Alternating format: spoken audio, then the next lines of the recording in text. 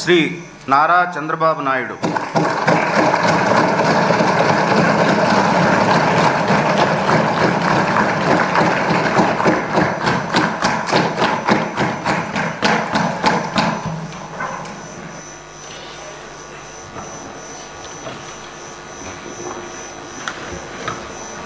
నారా చంద్రబాబు నాయుడు అనే నేను శాసనసభ సభ్యునిగా ఎన్నిక అయినందున శాసనం ద్వారా నిర్మితమైన భారత రాజ్యాంగం పట్ల నిజమైన విశ్వాసం, విధేయత చూపుతానని, భారతదేశ సార్వభౌమాధికారాన్ని, సమగ్రతను కాపాడుతానని, నేను స్వీకరించబోయే కర్తవ్యాన్ని శ్రద్ధాశక్తులతో నిర్వహిస్తానని దైవ సాక్షిగా ప్రమాణం చేస్తున్నాను.